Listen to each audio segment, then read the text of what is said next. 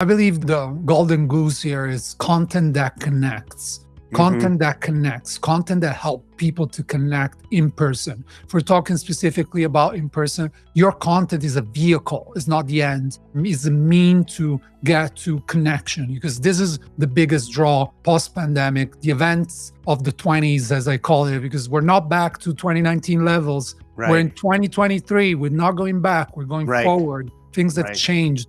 And so we want to go to stay with people. We're going to go to in-person events to stay with people, to our community, to people we hang out all year long on social media. We want to find them there, we want to be together, and content needs to be a connector. Hello and welcome to today's episode of the Keynote Curators Podcast. I'm Seth Dechtman, your Keynote Curator. Our guest today is Julius Solaris. Julius is the founder of Bold Push.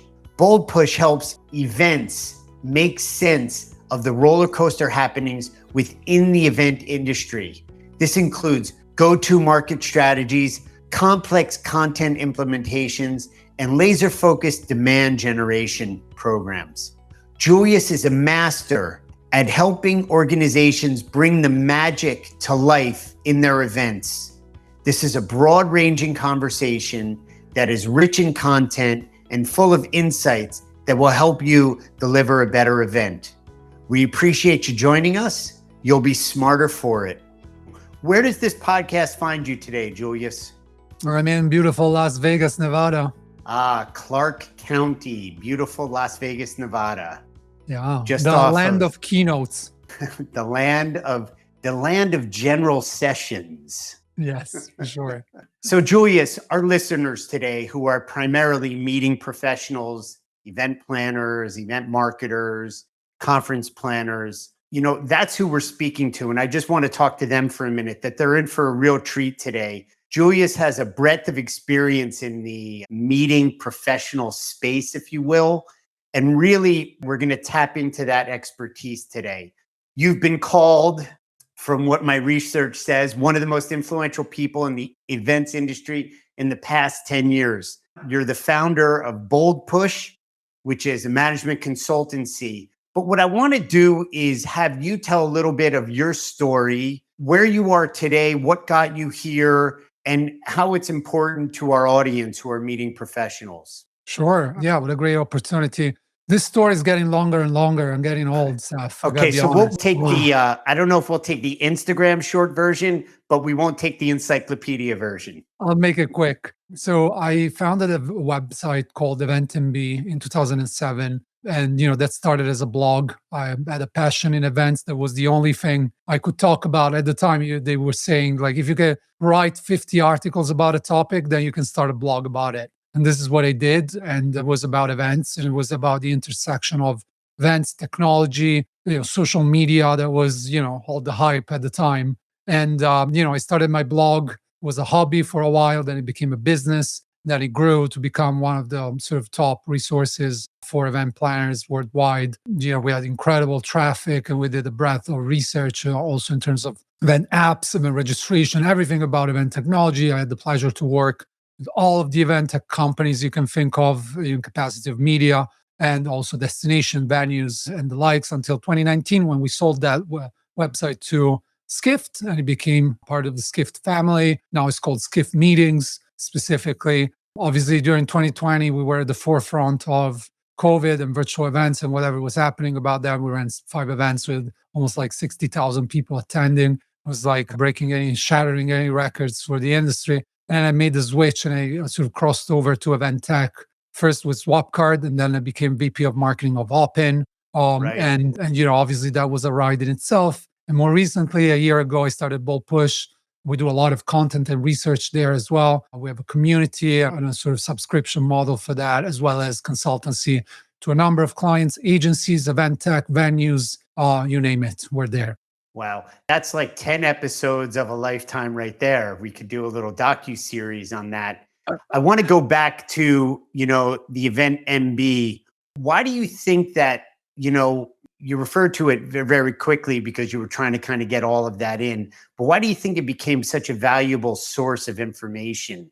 So I was very frustrated with the inability to get good, sort of valuable content. I felt there was like an overuse of press releases and all of that.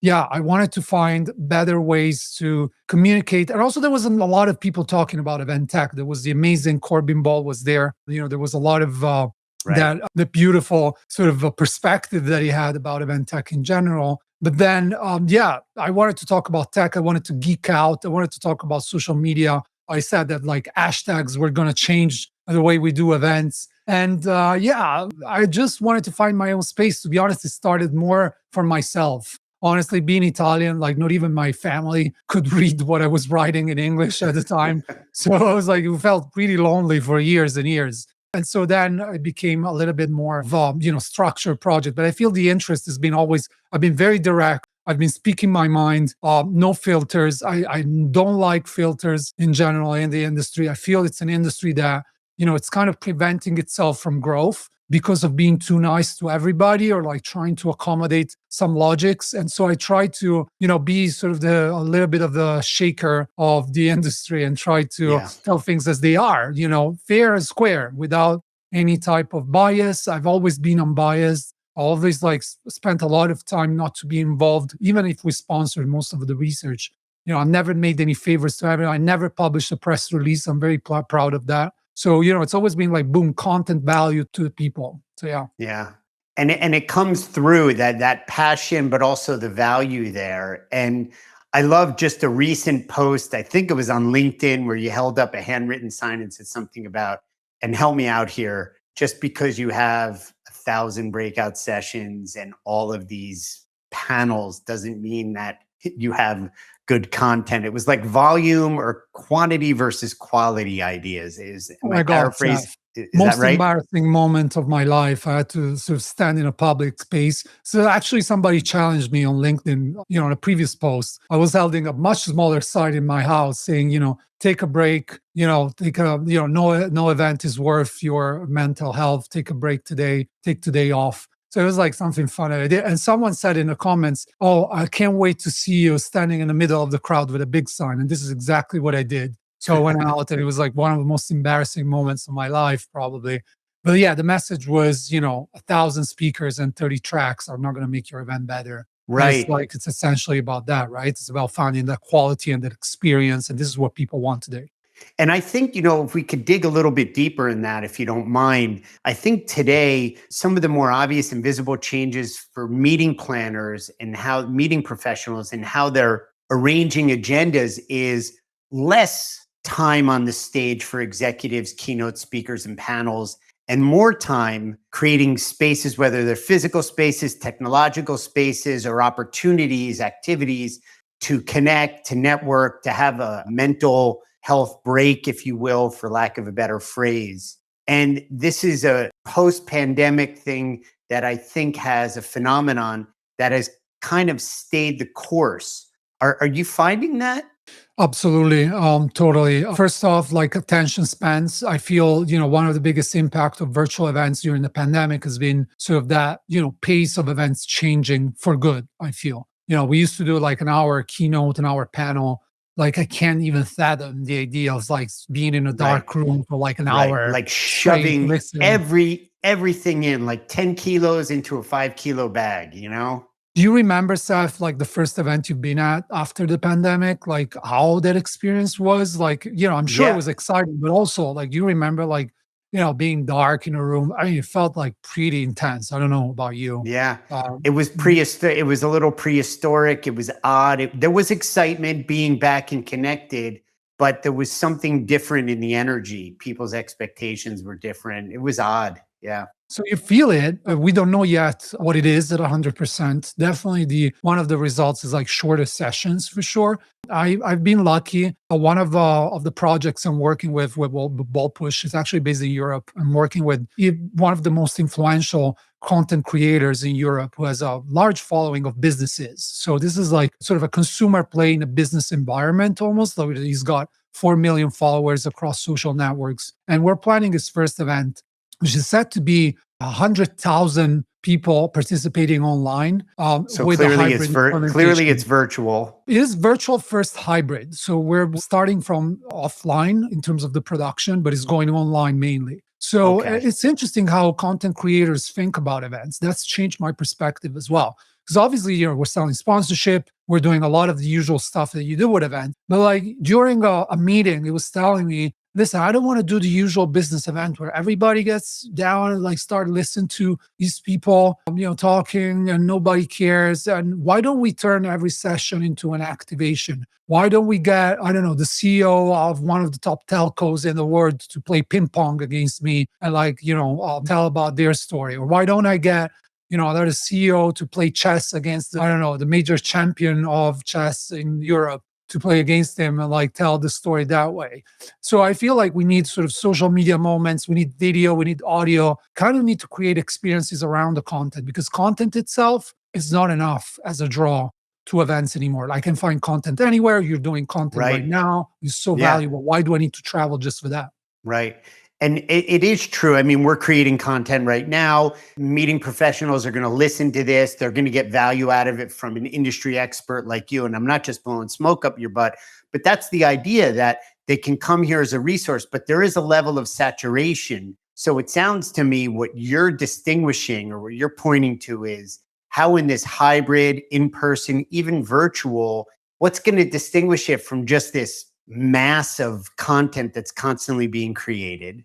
And how do you create, what did you call it, an activation or some type of way to present speakers, ideas, thoughts in a provocative way that is distinct from the overrunning of content that's being pushed out all the time, all over us? Absolutely. I believe the golden goose here is content that connects. Hmm. Content that connects, content that help people to connect in person. If we're talking specifically about in person, your content is a vehicle, it's not the end. It's a mean to get to connection because this is the biggest draw post-pandemic, the events of the 20s, as I call it, because we're not back to 2019 levels. We're in Right, 2023. We're not going back. We're going right, forward. Things have right, changed.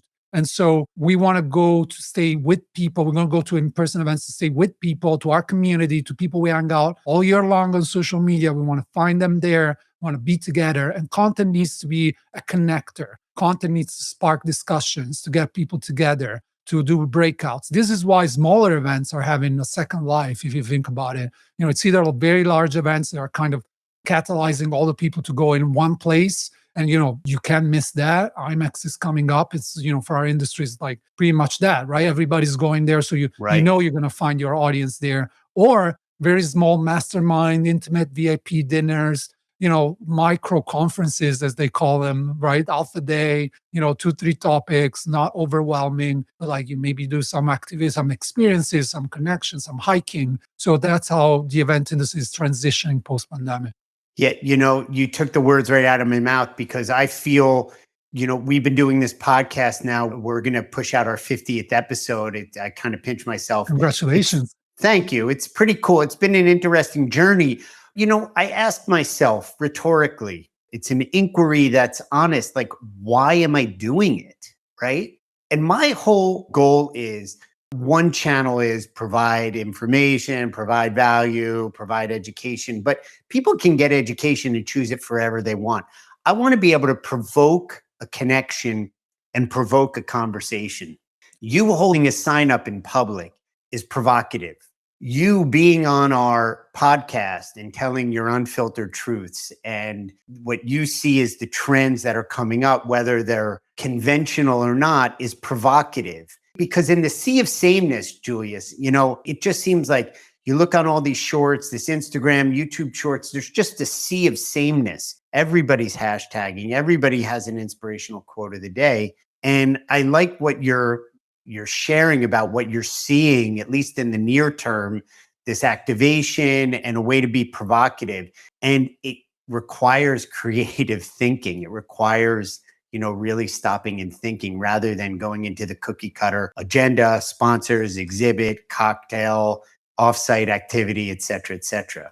I love how this is transitioning also into a wider conversation about content creation in the events industry. I feel, what you're doing is it's an amazing service to the community of event planners as well, because you're, valuable guests, incredible content, actionable and still very valuable. Like there's a value first opportunity here that planners need, right? This is the problem with a lot of media. I'm not going to say all media out there, but a lot of the content is like these pay for plays, press releasey type of opportunities. News, news is news. Okay, we get the news. But like there's more than the news. There's the advancement of our industry. And sometimes, unfortunately, some associations are still coming back from COVID. You're still not there in terms of the content opportunity. It's still like a very exclusive experience. Some people cannot afford that. I mean, there's a lot to be given right now, and there's a lot to be found out. And I think a positive, and I'd love to get your thoughts on this. I'm from the trenches. I'm your keynote curator. It's not just like, oh, you have this much money, it's this location, this is typically who you have, and this is a topic or a theme that's important. It's not rocket science. But on the same hand, there's a lot of elements taken into consideration when I put forth my ideas. When I curate my list for consideration, I really like to get under the hood. Now, sometimes, Julius, I'm handicapped by the team I'm working with. Their directive didn't have a lot of clarity, or it's just an initial, more ambiguous kind of search. But what I'm advocating for my clients, my buyers, the people that are booking the speakers that I work with, is what I'm doing on their behalf is I'm saying, okay, you want XYZ topic, but let's dig a little bit deeper. Let's extract out of that speaker and make an effort to provoke and make an effort to expand their message, where it's not just their speech that you've seen on their TED Talk or that somebody else saw at another conference in a similar industry. And it requires that interactiveness of me who is curating and the buyer and the willingness, because here's the question I get a lot, and then I want to leave it back to you to get your thoughts. Well, what do they talk about? Or how do you see them fitting here? And that's the real magic, if you will, contextualizing this speaker and why they fit. One quick example. There's a big tech guy who's worked at Yahoo and a lot of Silicon Valley startups, and he's a 6-time best-selling author. He's one of my favorite speakers. He grew up on a farm in New Mexico, and he turned to me the other day and he said, Seth, we've been working together for nearly 20 years. You're the only one that books me for agricultural groups. And I said, but Tim, the first time we had dinner, when I asked you, like, where you grew up, you told me I grew up in New Mexico on my grandfather's farm riding tractors. You would never know this about the guy. Silicon Valley, Yahoo, and countless others that you can name. I think not that it's about the curating, but that demand on speakers of bringing a more detailed, richer approach than just kind of how do they align with the general messaging. I see that as a post-pandemic shift as well. Yeah. And it's, what you're saying is kind of a great segue to kind of the world we're living in, because the past 6-7 months, the world has changed dramatically. I mean, like we're facing the biggest shift in technology that we've ever seen since social media, which is specifically since the wheel. It is, yeah. Well, I mean, whatever is happening with AI is revolutionary. And I've been doing analysis for technology for 15 years. So I can tell you, that what we're seeing right now has the potential to change things for good. But it goes back to what you were saying. Events take the center stage here. You can't fake events. You can't have a fake person yet. I mean, I'm open for this, but as of now, we have to be here. We have to be, maybe virtual events, you can fake a little bit. There's some examples of AI, pretending to be a person in virtual events. But like in real in-person events, it's got to be real. The work you do in terms of curation of speakers is real. It needs human input. It needs like that sort of brainstorming one-to-one in person with the client, deeply understanding whatever the message is going to be. You can run as much as you want through AI, at least at this moment in time, but the result is going to be standardized. And so all of a sudden, if you pick, let's say, speakers with an AI model in mind, let's forget about the errors. Let's say it gets extremely better. What you end up with is what everybody else ends up with. Even if you're a magician with prompts, and I'm pretty advanced, I know my prompts very well for the time being. I did a whole collection of those. So I know them very, very well. But like what I'm trying to say here is that the output It's not going to make you become, incredibly different. And so working with humans though, or having, using these tools also to brainstorm better and be more efficient. Absolutely. That's unstoppable. Once you combine the two, that's unstoppable. If you're trying to, again, we're going back to replacing humans. The lesson that we got as an industry from virtual events is clear, right? You can't replace. This is not a That's game right. of replacing. This is a game of integrating, being more available, reaching more people, having more touch points, but then in person is in person, right? You can't Yeah. replace it. Thank God. This is what, Yeah. what we're seeing right now with the biggest year on the event industry ever, 2023. I just run an analysis that is going to go out tomorrow in my newsletter with a breakdown of why 2023 is going to be the biggest year we've ever seen in the events industry. Well, I'm a subscriber, so I can't wait to read that one.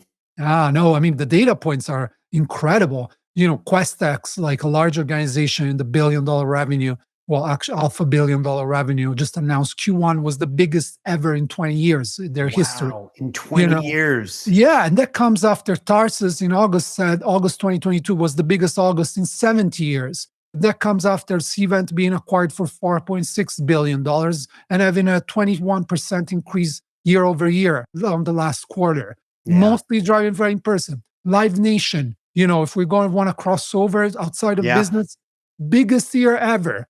900 millions sold in tickets. It's just like ridiculous. Yeah. Like, don't quote me on that, by the way. But like, it's incredible. They can keep up with it. So yeah, I mean, this is the answer. And AI is going to increase that flow. This is my perspective for the future. The more we push online, the more we want to meet in person. The more we interact like this, next time I see you in person, we're going to have a strong connection. I'm actually going to seek out for you because we had this conversation. That's you see right. what I mean? So this is like what is happening around us. And I'll say this, AI is expanding efficiencies, optimizing capacities, but there is no replacement for the human element.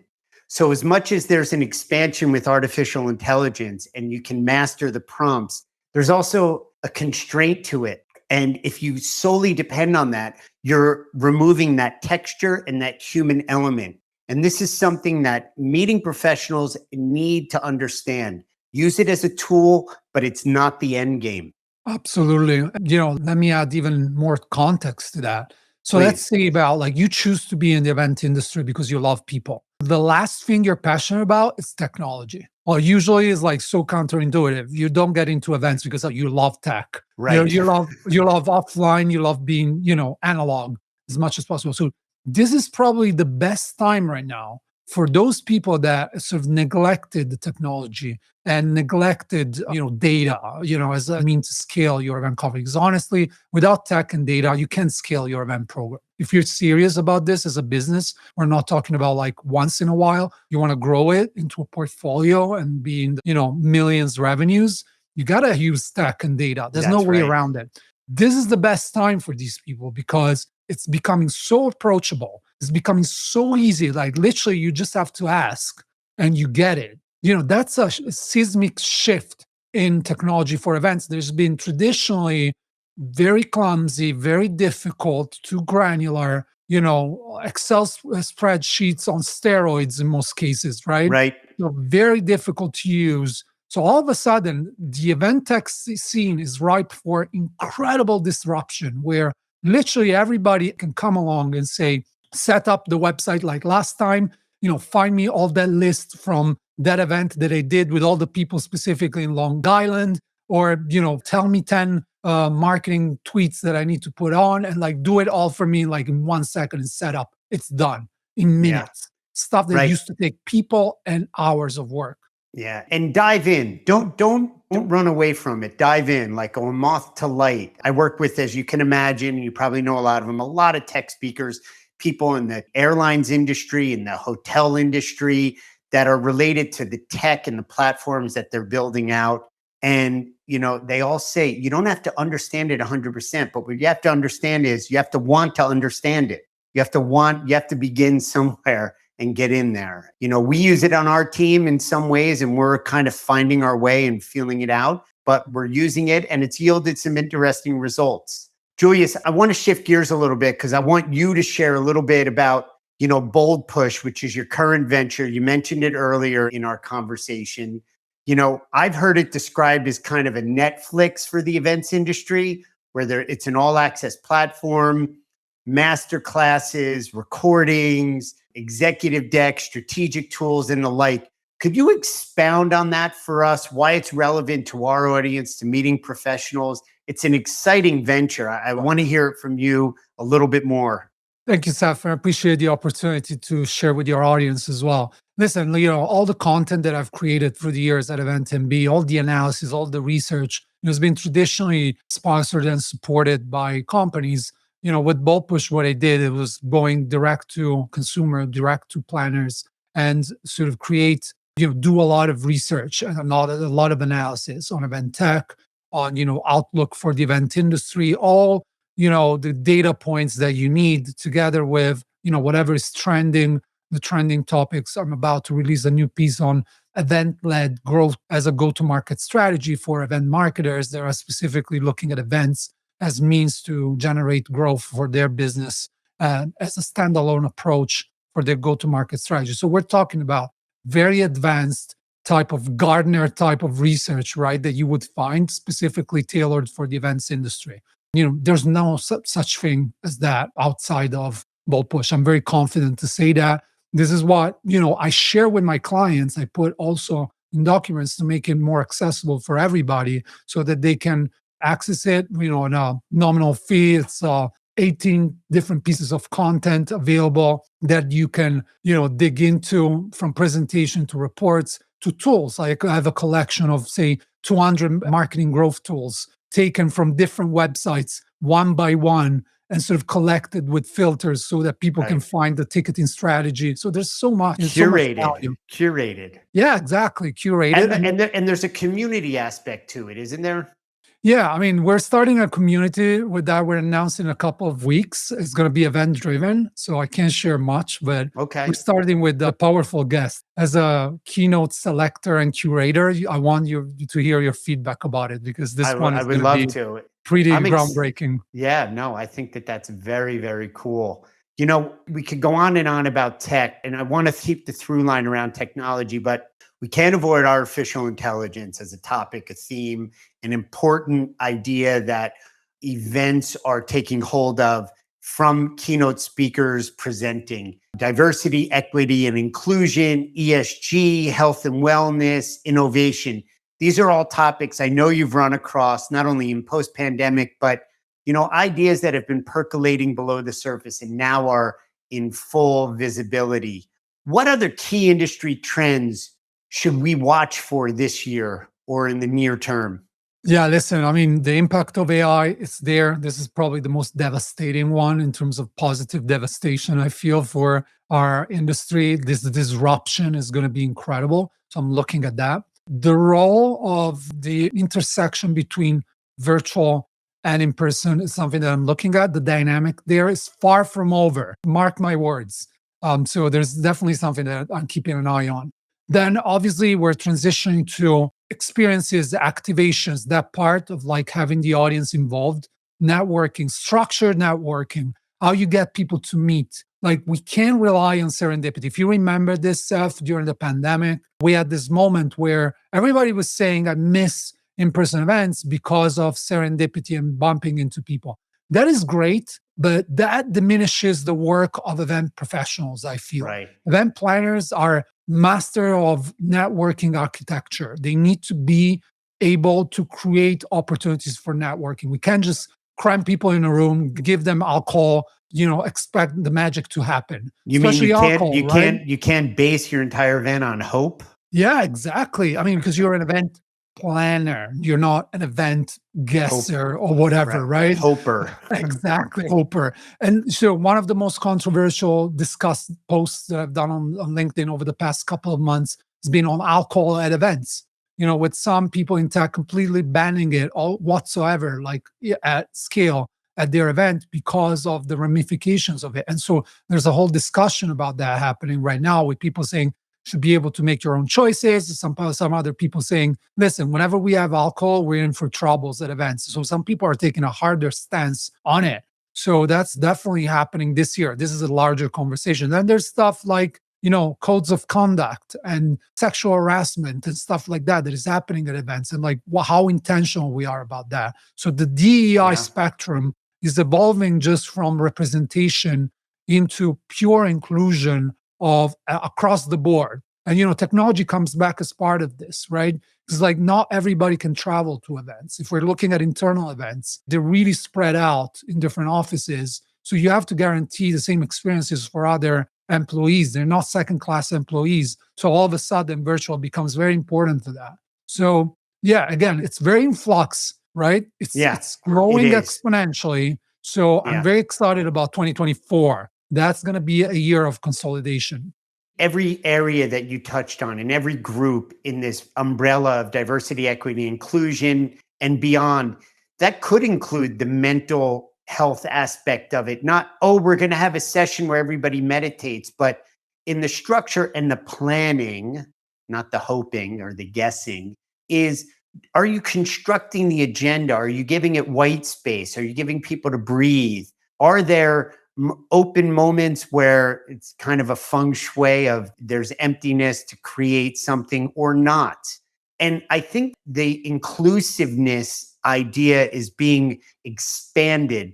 One area that I've seen a little difference is disabled guests in attendees, right? Whether you're sight impaired, you're in a wheelchair, there has been more accommodation, I think, than in the past. And that's an area that is fertile for expansion, because not only as attendees, but whether they're panelists or event planners or keynote speakers, that's a group that I think, has not had the same accessibility to these events, and it's important. And you're totally spot on. This is like the second, probably biggest contribution of the pandemic. First, as closed captioning and live interpretation becoming standard at yeah, most events. First, exactly. but then it evolved. If you look at what Megan Henschel is doing as the lead of Google Events, they started the new project, which is specific and new, which is specifically aimed at how neurodiverse attendees learn, at events, and what can Right. we do to be more inclusive towards them. But that also sparked also a conversation about neurodiverse event planners, which is like we don't think Right. about our own mental health as an industry, which, we've been going through a lot in the past Right. 3 years. Some people lost businesses, some people lost everything they worked on for years. They maybe gained it back. They didn't take a break. They're working without teams. Like this is piling up and becoming a big burden for a lot of people. So I hope we can have an honest and open conversation about the mental health aspect. You see me picking up on that quite a Yeah. lot online. And whenever I do, the outpouring, overwhelming response to these posts is incredible. It means we need to take action as an industry on this. Yeah, as you're sharing that, it's interesting. I have a lot of event professionals and meeting professionals like you on this podcast. One of our early published podcasts was with a lifelong friend of mine. She has a studio in Los Angeles called Unplug. It's a meditation studio. Mhm. And it's still one of the mostly widely listened to and widely played podcasts out of all this great content. And it just speaks to the hunger and the appetite and really the need for it out there. And if you talk to a meeting professional and you ask them in a kind of casual conversation, what do? You typically hear the litany. Well, everything from signage to event registration, hotel contracts, food and beverage, ground transportation, et cetera, et cetera. But now you're starting to hear the well-being, the mental health of our attendees, neurodiversity. You're starting to participants who are disabled, and it's a new horizon. It is. And I feel like, yeah, we're getting more aware of the fact that we need to be around, right? We need to be around at our top, at our best, because like we're dealing with people's safety here.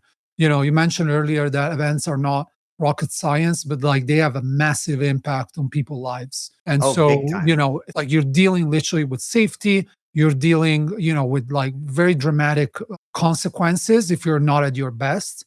But you're also dealing with like making an incredible impact on people's That's lives right. in terms of positivity, finding your next venture, finding your business partner, finding your partner, partying. Everything and anything happens at events. It starts at events. That's So, right. the impact that we have as a category, so important. I'm trying to preserve that as much as I can with my content and making more people aware of that, because, I feel it's often overlooked and oversight, and we find the 5 tips too, but then what else, right? It's not Right. just about the 5 tips. Right. No, I mean, you're pointing to, and as I followed you, the holistic approach, there is so much impact. I believe that a keynote presentation, a keynote speech can change the world. I really believe that. I live in words, I speak several languages, and I just believe that. I love language. I was a teacher, I was an educator for years. And I just know that from my heart of hearts. And you know that at events, you can change for a positive way the trajectory of an organization, an individual's career, a group, whomever it is. And that's what's at stake. And it's a really, really rich conversation. I just want to finish with this one thought here. You pointed to a lot of ideas and a lot of important aspects of what you do. It can't be understated the importance of the connection of the meeting professional with the attendees, the agenda, and the technology. But you use the word devastating and disruption. And in your passion, I hear the optimism, but I also hear the realist in you saying stuff is going to be broken up and there is no normal. Everybody's like, oh, back to new normal. There is no normal. So just as kind of a general thought, as things get I like this interrupted. question, Seth. I like it. I like it a lot. It's a I great want your question. provocative thought here. It's open-ended. There's disruption. Things are getting broken. Crap is getting crushed. But in that space of devastation, I'll use your word, there's a blank canvas and there's pure possibility and there's new opportunity and it's scary.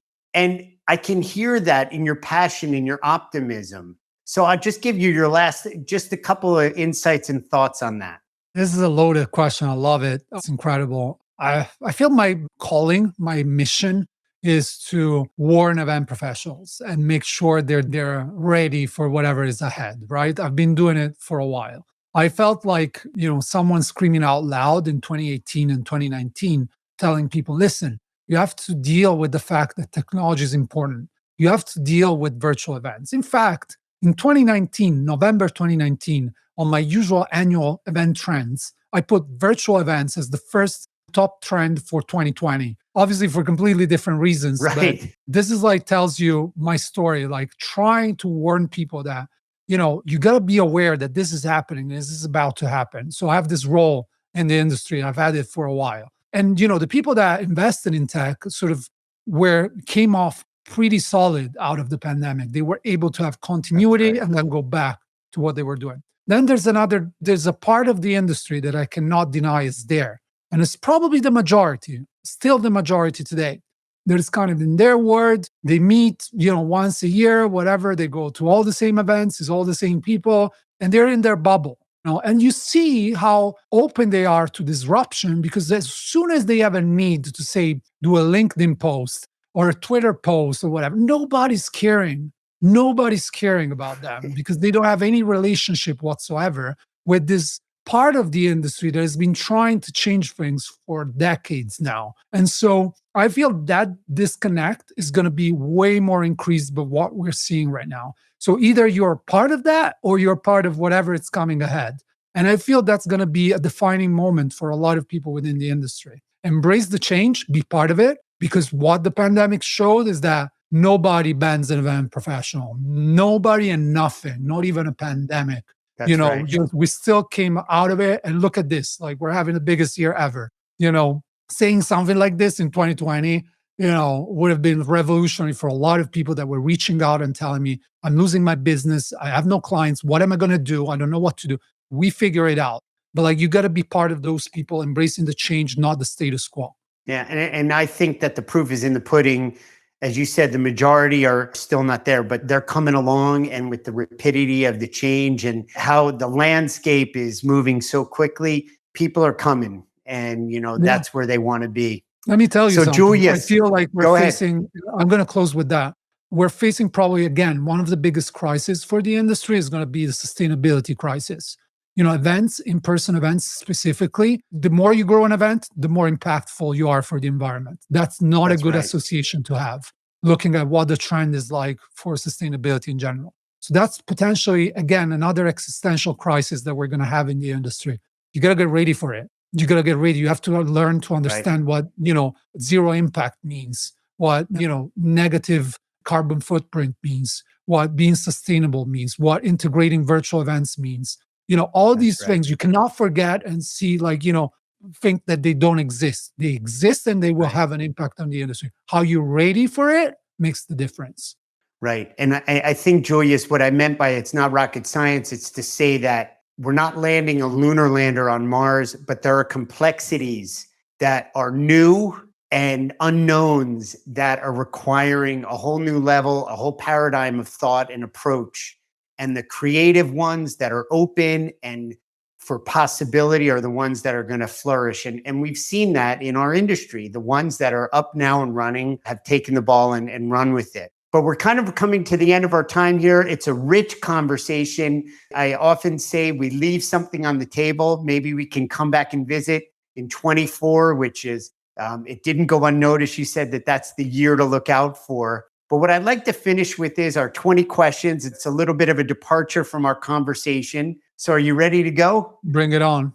All righty. What is something about you that we wouldn't have learned if we read your resume? Oh my God, I'm an expert coffee maker. That's my plan B. I can actually become a full barista, espresso maker. I can do latte art. I did courses. So yeah, I'm very precious about my coffee being Italian, obviously, but not all Italians are as good as I am. So I'm a sort of picky Italian with coffee, I would say. And I enjoy that. That's my relaxing moment during the day. I'm working my machine. I can spend hours and hours of time talking about that.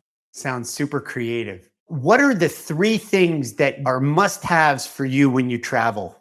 So when I travel, I need to have a plan for my workouts. So I need to know where I need to go. So I need to have a hotel with a gym or whatever.